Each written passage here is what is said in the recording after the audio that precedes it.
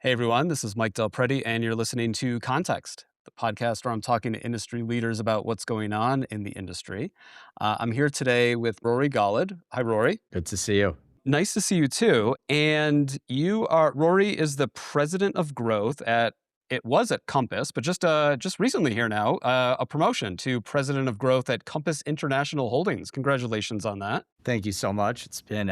It's been quite an amazing 11 plus years, and so feeling really fortunate and blessed. Yeah, so you've been at Compass for quite a while. What is that? So what does that mean? What are your new responsibilities now that you're part of the mothership, the big mothership? Yeah. So some of the things I had been doing and some new things as well. So I'd say number one, over the next number of months and years, I'm going to really focus primarily on how do we bring all of our new agents from all of our Anywhere brands onto our technology platform. And so bringing the 300,000 agents that have recently become part of Compass International Holdings, getting them all onto our technology platform, which is probably the single most important thing we're going to do over the next 12 to 18 months, because obviously there's tremendous benefits for them, for their clients, and for the business overall by doing that. And it's one of the core value propositions that's now available to them. And so we are putting together a pretty significant, highly customized and sort of like high level of customer service campaign to make that really easy and simple. So that's number one. And really more so even helping to make sure that all of our agents can grow their businesses, right? Growth is not just company growth, which I'll get to. It's also growth at an individual level. If I'm an agent or a real estate professional at any of our brands, I want all of them to say, this company is the single best place where I can grow my business and take care of my clients. And so my team's responsible for how do we do that. It just so happens that technology and the platform is the single most effective tool that exists to help them do that. And so we're going to sort of really be leaning into that. Second is growth across our brands. So that's agent recruiting, M&A. How do we drive growth in our franchises? Which, obviously for us, our story as a company when we were just Compass was a company that focused on growth and was always consistently growing, both organically and through M&A. And so that's a narrative we're going to continue to lean into. It's also inclusive of communications. Communications for us is a really important function because it's not just updating people on what's going on. It's helping to articulate our strategy. Why are we doing the things we're doing? There's probably five other jobs that live in my world still that I find myself doing. So I love it. It's amazing. And like I said, I'm feeling really fortunate these days. Before the acquisition, Compass had what, around 30,000 agents? Is that right? Yeah, close to about 40,000. Okay. And now total combined entity, I mean, 340,000, is that the number? 340,000 across 120 countries, and 9 amazing brands. So yeah, it's pretty incredible just to be even able to say that, especially thinking about where we've come from, 11 and almost a half years ago. So it's pretty remarkable, but we're still in the early days. And I mean, I appreciate you coming to Boulder and speaking to my class. What you shared in there is when you joined Compass, there was what, 20 agents? Not 20,000, 20. 20. Yeah, we had about approximately 20 agents and 20 employees at the time I joined. We were Urban Compass. We were not yet just Compass.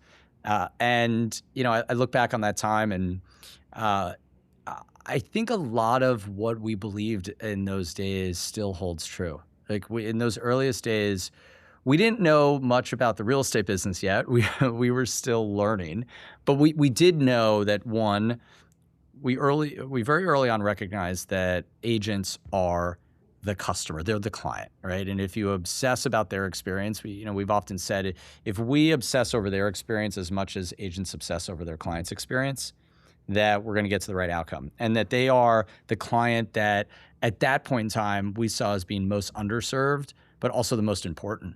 And that's still true today. Every single thing we're doing ties back to what is going to help our agents, unlock their entrepreneurial potential and ultimately create great experiences for their clients. And that still holds true today. And so a lot of, while we were much smaller then, I think a lot of the culture and the sort of dynamics of the company are still at play today, just across a larger organization. I mean, that's a huge. Do you ever wake up in a cold sweat in the middle of the night and think, "Oh my god, I'm responsible for the 340,000 agents?" Like, does that freak you out? I'd be lying if I didn't say I do wake up in the middle of the night sometimes. It's not usually about the sheer number. Fortunately, I work alongside the most incredible team, and top to bottom in our company, particularly our senior leadership team. So it's not something that I feel I'm singularly accountable to. But I think that one, um, the value that our company can create beyond just an individual is something that gives me a lot of confidence. So what I mean by that is, I'm one person. I work incredibly hard, and I put everything I have into this company. But there's only so many things I can do as an individual. But the beautiful thing about our business now is that there are these incredibly impactful things that are scalable that create value for our clients, being agents, right? Technology, brand, three-phase marketing strategy, referrals, culture, um, now, exciting partnerships. There's all these things that help to do that. So it's not maybe how it was in the earliest days where it was so singularly focused on a small group of people's ability to kind of will the business forward. We've built a company that is self-sustaining in many ways. And so what keeps me up at night is more so, how do we make what is a big company by headcount and number of people feel small, stay nimble, stay entrepreneurial, feel exciting. That's actually where the time and the energy sort of goes, and that's kind of, I think, what every company is dealing with as they grow, is how do you maintain that culture and that character. Yeah, and maybe it's related to that, but in class, I asked you about your travel, right? So you and Robert, the CEO, and I'm sure a bunch of other people, but you guys are kind of the figureheads. I mean, you must be some of the hardest working people in real estate, and if you look at your social media accounts, every week you guys separately appear to be in, 3 to 5 different offices all over the country. And I'm sure that there's other people in the organization that could travel. I'm sure you don't think to yourself, "Oh, I wanna live on the road. I wanna travel around," right? Why are you spending so much time on the road? Well, it's funny you say that. I think business travel is sometimes something that those that don't travel for work glamorize it almost in a way, and they want to. And then those of us that do are often saying, no, be careful what you wish for. Because it's hard. It's grueling. It's incredibly physically taxing, emotionally taxing, intellectually taxing. Um, yeah, I mean, myself, Robert, Netta, who's our president of Compass, we're on Mhm. the road all the time. I think she's actually visiting 100 markets in 100 days. It's probably a similar thing to kind of what Robert and myself are doing. We're doing it really, one, because in the earliest days of the company, sort of learned by observing, and that time watching Robert. And one of the things that he really exemplified was, you have to be in front of people. You have to connect with people. It's not just important to check the box and do it because it sounds good. It's actually how you're going to learn. When you're building a company, you have to be on the front lines and understand, what are people saying? How are they reacting? And it's not enough to just say, hey, we sent a survey. When you sit in their office and you ask them, you see the sort of reaction on their face and the intonation in their voice. Like, you have to understand these things. You use that information, so when you come back and you're sitting in an office and you have to make decisions for a large number of people, you can use that context. And so it's really important, actually, how we get a pulse of what's going on. It's also important that our clients, agents, and real estate professionals, and affiliates and franchise owners know how hard we work, so they know how much we care. Um, Hmm. there is a quote. I'm going to butcher it, but it's something along the lines of, people won't remember what you said. It's how you made them feel. I believe it's Toni Morrison. But there's also, I think, a change to which people aren't going to remember what you said. They're going to remember how hard you worked and how much you Mm. cared. And so, our real estate professionals, they are working incredibly hard. They're having to do all sorts of things. And so it is absolutely appropriate and necessary for us to be on the road, spending time with them, understanding what's important to them, helping to solve problems, learning from them, even just connecting with them to let them know that we're supporting them and encouraging them. And there is no reason as to why the organization, as it gets bigger, you can't keep doing that. All it means is that there's maybe just more people showing up to the events you're going to. But that hasn't slowed us down. And I think in some respect, I think a lot of people are appreciating that more so now than ever. I think maybe I've heard some people say to me, isn't the travel going to slow down at some point? Don't you, you don't need to go to these places. I'd actually Mm, argue it's the opposite. I think now is a time to show people that we are all in. And yeah. in many ways, maybe more so than ever. And that, the last thing is that one of the things Robert often says is caring is a competitive advantage. And in many ways it shouldn't be. Theoretically, everyone should be caring at that level and you're competing with people where that's sort of uniform, but it's not. And so what I've noticed over the last number of years is that level of care is a competitive advantage. And it's hard enough to have, when you have to out innovate, when you have to out strategize, but out hustling is actually not intellectually challenging. It might be physically challenging, but if you can work harder and that delivers for you and creates great outcomes, that's actually a little simpler when you when you break it down. It's just about effort. And that's an area where we're not gonna ever let up. On the one hand, it's relatively straightforward to roll out an executive to an event, travel from here to here, go to an event. But I get the sense you don't want your experiences in these offices to feel like that. So what's something you do when you travel to an office to make it feel special or different other than just here, I'm an executive, I'm here to, kiss babies and shake hands? Yeah, no, and I think it's very inauthentic. People see through it. Um, there's a couple things. When I travel, one, I try to get in front of as many people as I can. So there's no day where I go to a market where my calendar is not packed completely wall to wall. And it makes sense, right? If you're going to fly to a place or travel to a place, you're already there. You might as well do as much as you can there. That will mean meeting with large numbers of agents, speaking at sales meetings and events, meeting with small groups of agents, meeting with agents individually, meeting with our employees, meeting with our staff. I will go on listing presentations sometimes if it just so happens that an agent has an important listing presentation, I'm in the market. There are times where I'm meeting with developers, meeting with partners. So I try to meet with as many people as I can that are in that market. I also try to shake hands with as many people as I can, make direct eye contact with them and say hello to them. It's funny. I learned this from a mentor of mine where when you walk into a room and you're in a small meeting with 5, 10, 15 people, usually people's first instinct is just to sit down, right? But what he would always do is he would walk around and shake everyone's hand and say hello and connect and Mhm. make eye contact. And just that simple act of letting people know you're present, you're there. Now the new thing I'm doing is trying to put my phone away so it's not on the table or it's not there as a distraction so I can be more present. And then usually, the day will commence with going to an agent event, going out to dinner with some of our agents or employees, and then doing that across all of our different markets.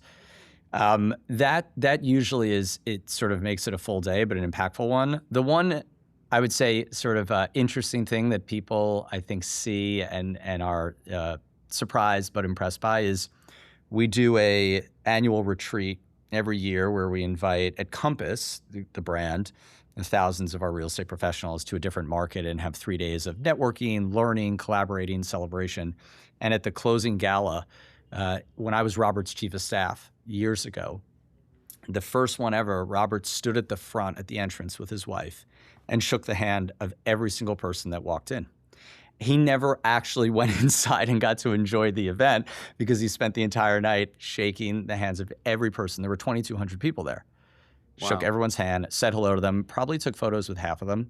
And that became common practice. So now when we do that, it's myself, Robert, Netta, others, and now hopefully we'll do that with our other brand leaders at our new brands.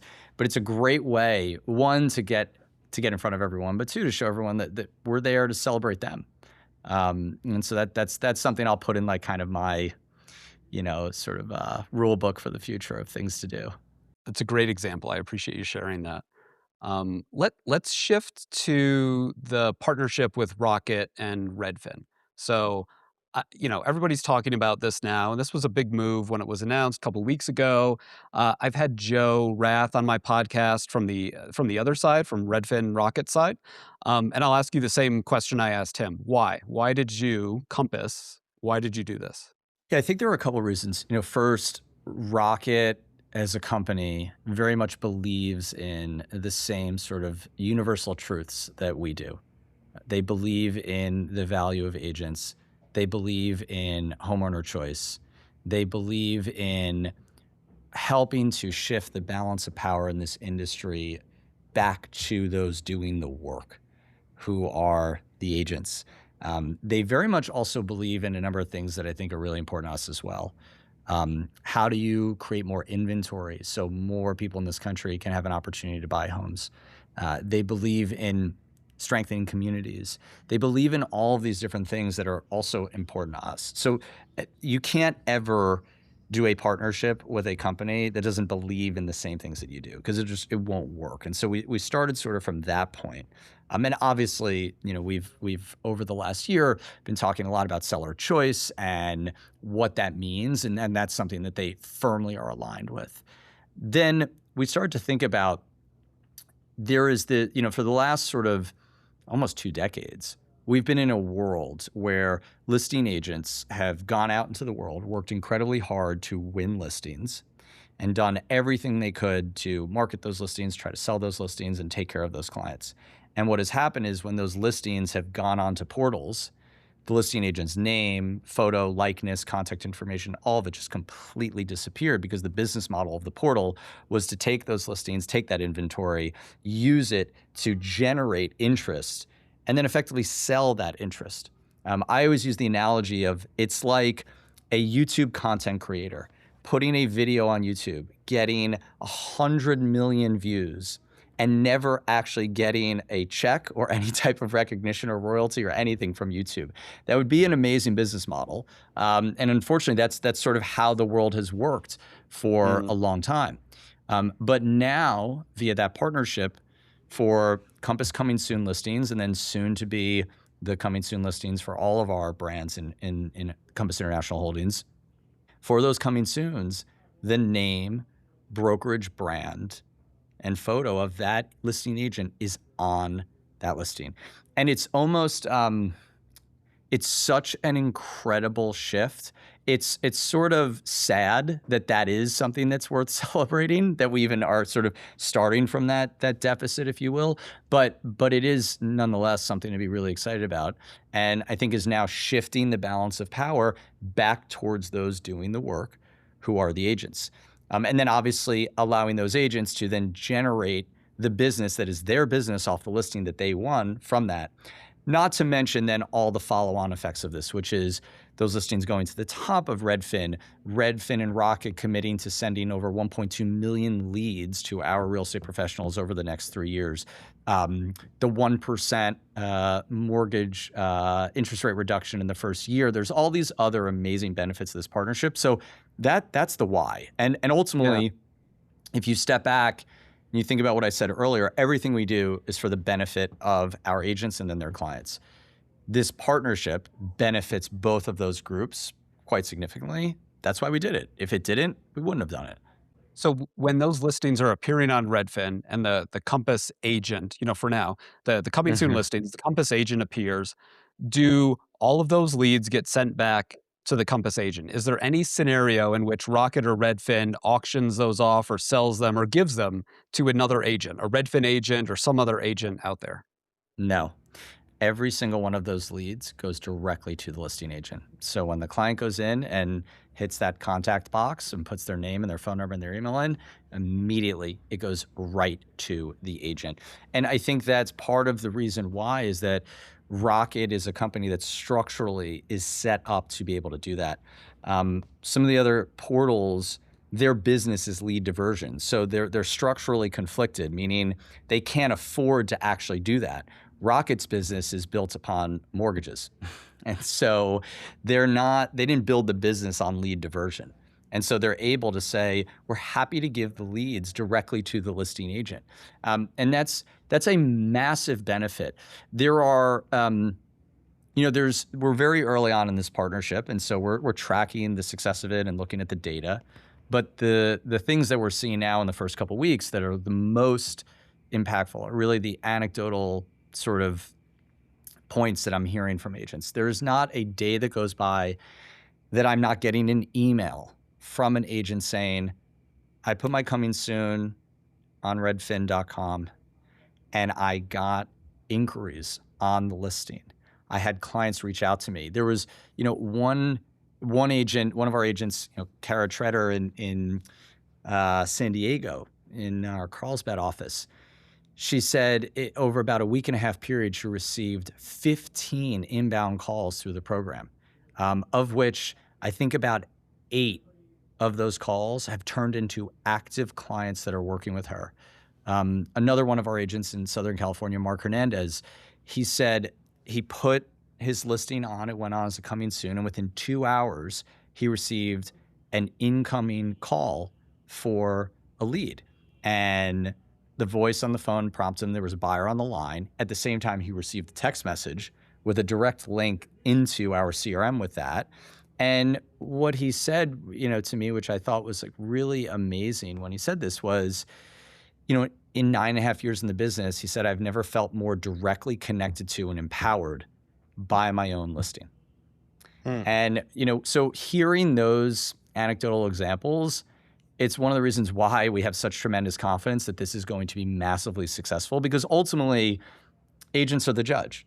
And if it was not effective, then we wouldn't be getting emails. We wouldn't be hearing these things. I wouldn't have these anecdotes. It'd be most likely people saying, "Oh, this sounds interesting, and it sounds cool," but the sort of the organic outpouring of positive anecdotes about this, I think, is going to become really apparent to the market quite soon, and we're going to see that come through in results, not just for agents but also for the company. So there's a narrative out there that says, oh, the reason that Compass wants to do this is kind of suck in all these consumers and kind of quote unquote force them to work with a Compass agent. So if I go on Redfin and I find a coming soon listing and I click the button and I reach out to them and I'm already working with a buyer's agent, what does that process look like? What happens? That's great. Then your buyer's agent can actually represent you and connect directly with the listing agent. In fact, I've had a number of agents who've said some of the outreach that they've gotten are actually from other agents representing buyers. Right. So what does that tell you? Other agents are searching Redfin, which makes sense. They're on there. There's inventory on there that doesn't exist anywhere else. And the agents that I've spoken to, many of them are actually really happy to get those calls because they like knowing that the buyer's represented. If there's representation on the other side, they know that means that they're working with someone who knows what they're doing, and that can make for an easier transaction. And so we welcome that. I would love nothing more than if every single person who reached out was working with a great agent. Now, I obviously would love those agents to be agents at brands within our portfolio, but all that matters in this specific scenario is that the listing agent can look at their seller and be able to help them sell their home as fast as possible for the most amount of money with the least amount of hassle. That's your job. That is the fiduciary responsibility of the listing agents to do that. And so, if critics or people, naysayers say, well, you're doing this because you just want to force all those people to work with Compass agents, that's not true. If that were the case, then we would have just actually not put these on Redfin. But they're out there for the world to see because, again, we're in a transactions business. We want transactions. The more transactions, the better for our business, the better for our industry. Yeah. You mentioned earlier that Rocket was philosophically aligned. Were they philosophically aligned before you started talking to them, or have they always been that way? Or was it kind of after they bumped into you and you guys started communicating as to what you could do? No, I think there's definitely been a shift there. I mean, from Varun and his whole team, who are incredibly talented, understand this business, really sharp and insightful people. It's very clear that they want to take their company in a direction where they're aligned with how we think about the world, and I think that's been a change. Look, Redfin was a an independent company for quite some time. And I think after being acquired by Rocket, after a little while, I think Rocket it looks like has kind of put their fingerprints on that business and the strategy. And when you hear the leaders there, and I thought Joe did an amazing job on your podcast. When you hear them talk about it, they're speaking about the business very much so how we are. And you you can work and collaborate with other companies well, and it's a great example of that. And I think it's an example for us that we we don't have any hard feelings about companies. Now, people might say, "Well, come on, everything we see sort of about Compass International Holdings is saying this about this organization, that organization." We are so myopically obsessed with ensuring that we support our clients, real estate professionals, that we will advocate and fight really hard for them. And if there is a company that disagrees with us or is being painted as an adversary, if they were to shift their thinking or their strategy, we have no ego about it. We're not going to hold a grudge about it. We're going to want to work with them. We want to work with anyone who can help advance our mission, our strategy. And this is a great example of that. If you go back in time, people would not have probably expected Compass and Redfin to collaborate, and now we are.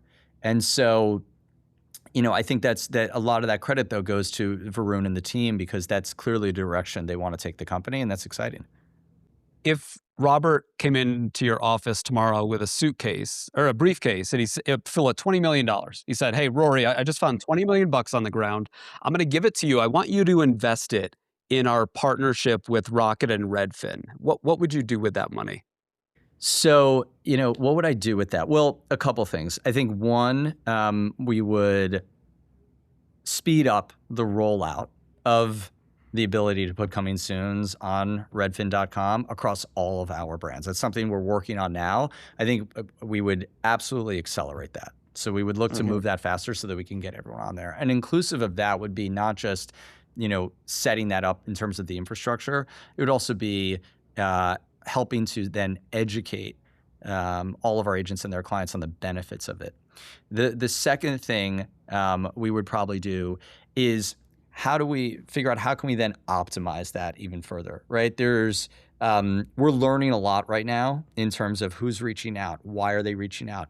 I'd love to invest some of that and leverage some of the technology prowess that both companies have to understand what actually drives higher conversion, right? Which photos, which descriptions. I'd love to understand how we collect that data to better inform pricing. One of the Steve Scholl, one of the top real estate coaches in the country, has been saying for a long time that the genius of pre-marketing and multi-phase marketing is around pricing. He's often said it's the single best pricing tool, and mispricing is actually what he calls the biggest waste of time in our business. What actually wastes so much time is that we end up mispricing. And I saw an article earlier today about I'm forgetting the percentage, but 30-40% of the listings on the market right now have been sitting on the market for at least, I believe it's 60 days, which indicates they haven't been priced well, or they were at a time, but the market has changed.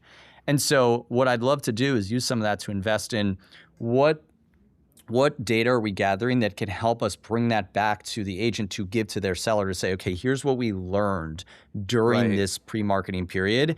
And so when we do go to market fully, here is where I think from an actual data-driven quantitative level, here's actually where I think we should price. Here's how I think we should position. Because again, all this is about setting the home up so that it has a successful launch. And it's not about selling it in that period. It's about preparing it to do that. And I'd use the money to probably get some of our AI engineers to spend some time working on that.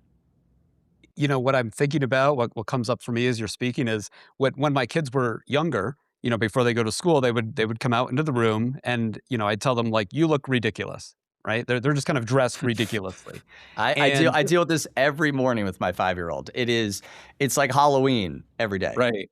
And they never listen to you. They're like, "No, I look totally fine." And then, they may go off to school, and amongst their peers, they suddenly realize, "Oh my gosh, I do look ridiculous, and I should change my clothes." I'm thinking about that as almost the same as coming soon, right? You could be a listing agent working with a seller. You could say, "Your pricing is ridiculous. Your price expectations are way too high." And they're like, "Yeah, no, but that's what I believe." The pre-marketing, the coming soon, is almost a way to send them off into the real world in a risk-free or minimizing risk way to test the price. So you can go back to that seller and say, "Listen, we put it up on this site in front of all these buyers. The pricing is too high. We're not getting any interest, or we are, and this feedback is there." What do you think about that? I love analogies. I often communicate in analogies, and so I actually very much like that one. Because look, real estate is not a perfectly efficient market, and the reason for that is because the purchase and the asset's emotional.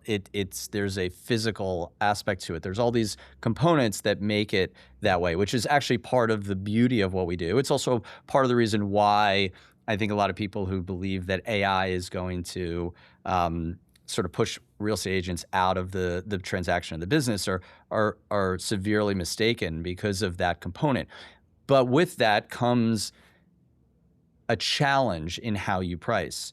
And so how do you tell someone who thinks their home is worth $800,000 that it's worth $725,000? Now, in the past, we relied on our ability to look at comps. We relied on our experience as individuals. We relied on all marketing, all these different things. But part of the benefit of this is to be able to give real, actionable data so that that person doesn't end up like the child who dresses up in their Halloween costume for school, gets to school, and is embarrassed by the way they look. And that's the beauty of this. And this is, by the way, we are talking about this whole thing in our industry like it's this crazy thing. And oh my God, how terrible is pre-marketing, when other industries would be laughing at us if they saw the way we treated this, because this is common practice in Mm, almost every other industry. And, I've shared this before, whether it's Hollywood movie trailers, whether it's consumer product companies, luxury goods, all of these different businesses, they test all the time.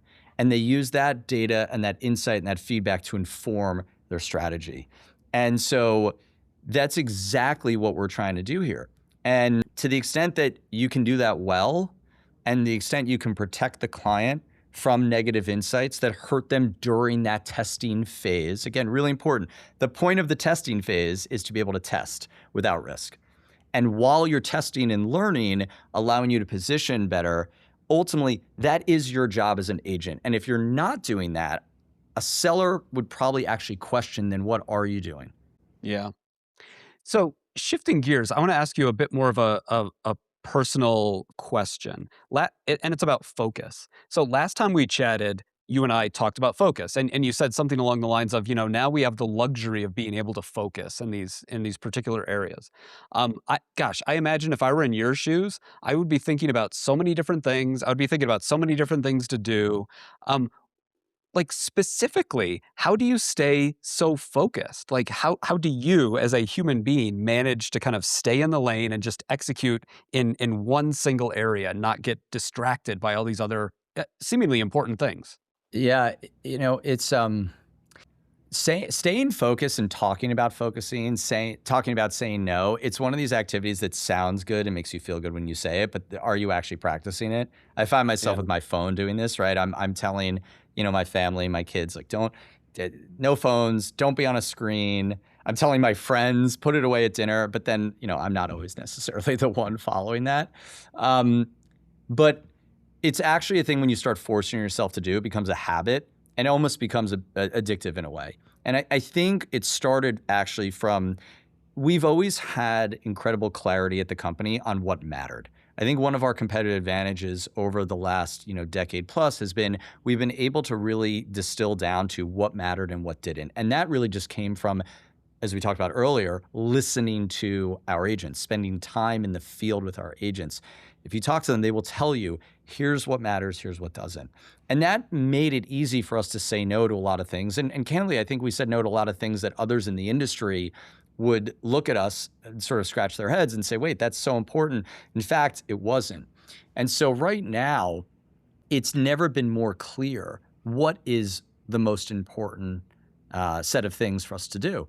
And actually saying no to the things that don't fall into that is very freeing, because I can tell you, our company, we're always busy. We have a lot on our plates. We're constantly doing things. To be able to actually look at each other and our teams and say, we're not going to do this, we're not going to do this, we're only going to focus on this set of things. It actually is a fantastic way to alleviate confusion, in some cases alleviate stress. And if you look at the best companies and the best leaders, they don't do everything sort of okay. They do a small number of things incredibly well, and then even when they're the best in the world at it, they just keep going and keep going and keep going. And that iterative process is, I think, something that can become like really exciting. You just have to be confident in knowing what matters. How does that get set at Compass, though? Because everybody can have a different mental map, right? And you don't want people making different decisions. Is that something where we're kind of, at the beginning of every year, Robert comes down from the mountain, he says, ta-da, these are the three things that are important? Yeah, down from the mountain would be, him coming back from visiting our different regions and talking to agents. No, you know what? I think a couple things. Well, one, we made the decision a couple years ago to return to office and have all of our employees return to office. I think this was an incredibly important decision. It was a complicated and difficult decision. We used to say it was harder to get everyone to come back to office than it was to start the company. That is a fact. And when I say it to people, they're like, come on, that's not true. Absolutely. And it was not easy. And I give Robert a tremendous amount of credit for having the conviction and the confidence to do that and make that call. But one of the things that we realized started happening was when we did that, when everyone is in the same place and co-located together, you can actually get aligned and get in sync far more quickly. And the strategy starts becoming not this really big, complicated thing that everyone needs to figure out. It kind of naturally reveals itself because you're all communicating and talking and having those interactions. So that's one. Two, Robert does a really good job of working with our senior leadership team to help everyone sort of see what he's seeing. He's exceptional at seeing the field, right? People used to say, Wayne Gretzky was so, what made him the greatest hockey player ever was because he could see where the puck was going. And Robert has that gift when it comes to our business and sort of everything that goes into what we do. And so he does a really good job of when he sees something and he can pick up on that signal, and he's not afraid to communicate it to us early, maybe before he's even sort of surmised exactly what it is and how it would work, and then creates an opportunity for all of us to kind of work together with that. And then we align to that. And when you actually distill it down, he does a good job of saying, look, these are the core things that really matter for our company. And all of us are actually really bought in on that. And one of the, I think, best things that's happened to us over the last number of months is as we've come together as now Compass International Holdings, the amazing leaders from anywhere that have joined are just as bought in on what those small number of really important things are, believe in it equally, actually are bringing new perspective and new ideas, in some cases better ideas. And so it's not that difficult to keep everyone aligned to a core set of things when the consistent theme stays the same. And so, I don't know if it's coming down from the mountain, but I think it's, okay, these are the things that we're working on now. That might change. You can have a multi-year strategy, but the tactics are going to change. So the strategy stays the same, right? We want to help agents unlock their entrepreneurial potential. We want to advocate for seller choice. We want to use technology as a vehicle to help agents grow their business, save time, create great client experiences. We want to make the transaction seamless, remove the friction, as Mark McLaughlin says. So that's like strategy. That's going to be consistent. The tactics of how you do it, right? Yeah. That's what's going to adjust. And tactics should adjust. And I can already see some that are going to adjust pretty soon because of the world and dynamics and things that move. But Yeah. if you can stay aligned to the strategy, you're going to end up in a good spot.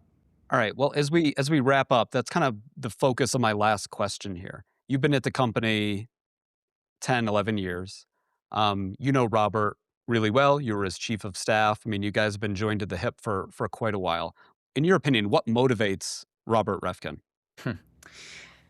Robert is really interesting because let me tell you first what he's not motivated by. He's not motivated by money. He's not motivated by fanfare. He's certainly not motivated by ego. Robert's motivated by impact.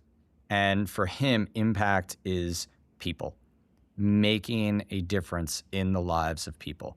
The most excited Robert gets thousands of emails every single day from all of our agents. And now it's, hundreds of thousands of agents. And his favorite emails, his favorite phone calls, his favorite texts are the ones where people say something along the lines of this. I came to this company. I was trying to build my business. I was an entrepreneur. And this company gave me the tools and the infrastructure and the place to realize my potential. And that helped me do X. And these are real life examples. Put my kids through college, support my family, take care of my parents, bounce back after a divorce, bounce back after bankruptcy, help friends and my clients who are people I love solve this complicated challenge of buying and selling. Like those emails, those phone calls, those stories, those are the things that light him up. And equally, what also motivates him is when there are organizations and people on the other side of that are trying to stop that. And Mm, so when we look at sort of how we're approaching our industry today, we look at sort of the passion he has around supporting agents, seller choice, competition, upholding the fiduciary responsibility of the agent.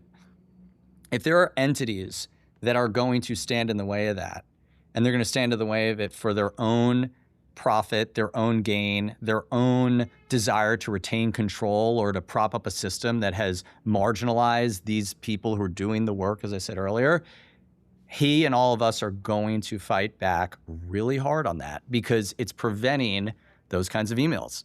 And ultimately, the greatest sort of outcome, there's no sort of mountaintop for us. I think this is perpetual. I think we're going to be doing this forever and sort of always looking to get better.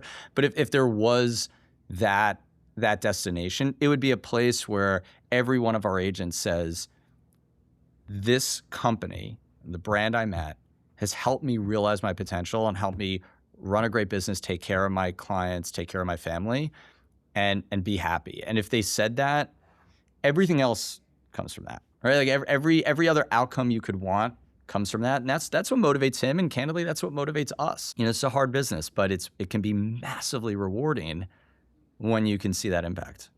yeah. Oh, that's great. I really appreciate you sharing that. And why don't we wrap it there? Again, I really appreciate your time, Rory, and I appreciate you coming to Boulder to speak to my students in person. I know they really enjoyed that conversation. So thank you very much. Thank you for having me. Good to see you. I'll talk to you soon. All right. I'm Mike Delpreti. You've been listening to Context. If you want to check out any more of my podcasts or research, you can go to my website at mikedp.com.